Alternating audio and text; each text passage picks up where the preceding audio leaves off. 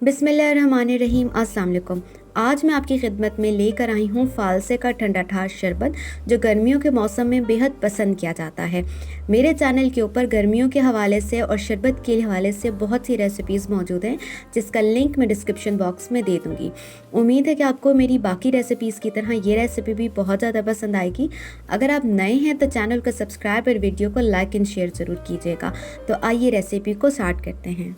तो फ़ालसे का शरबत बनाने के लिए हमने लिए हैं 1 किलो फ़ालसे। ठीक है, फ़ालसे लेने के बाद हम इसको अच्छे तरीके से वॉश कर लेंगे।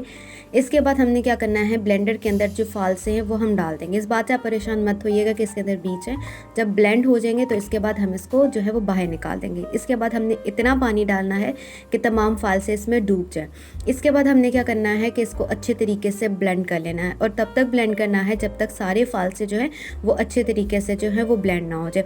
अगर आपको लगता है कि ये सही से ब्लेंडिंग नहीं हो रही, या तो आप पानी डाल दें या स्पैचुला की मदद से इसको अच्छे तरीके से मिक्स कर लें। ठीक है, अब आपने क्या करना है, तो थोड़ा साइड बाय साइड थोड़ा सा पानी आप डालते चले जाएंगे और जूसर जो है वो चलता चला जाएगा मुसलसल। जो है ये तकरीबन 2 से 3 मिनट तक जब आप इसको चलाएंगे तो आपके पास जो है इसका जो है ये जूस तैयार हो जाएगा। इसके बाद हमने क्या करना है, एक बाउल ले लेना और बाउल के अंदर हमने छन्नी रख देनी है।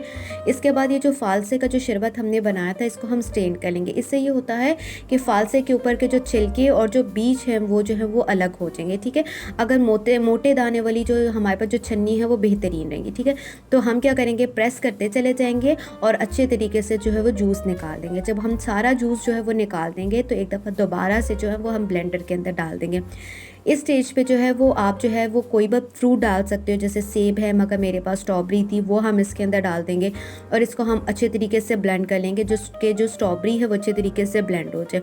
आपके पास क्या है कि स्ट्रॉबेरी के जूस में आप जो है वो चीनी भी डाल सकते हैं, मगर आप चीनी ना भी डालें ना तो बहुत अच्छा टेस्ट देता है।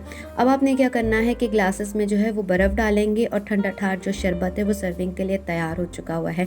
उम्मीद है कि जो झटपट किस्म का जो है वो आसान तरीके से जो शरबत है वो रेडी हो चुका है। उम्मीद है कि आपको पसंद आएगी, और दुआओं के अंदर ज़रूर याद रखिएगा और कमेंट बॉक्स में ज़रूर बताइएगा कि आपको रेसिपी कैसी लगी है। गर्मियों के मौसम के लिए बेहतरीन और लाजवाब जो है वो शरबत जो है वो तैयार हो चुका है। मेरी नेक्स्ट वीडियो के लिए अल्लाह हाफ़िज़।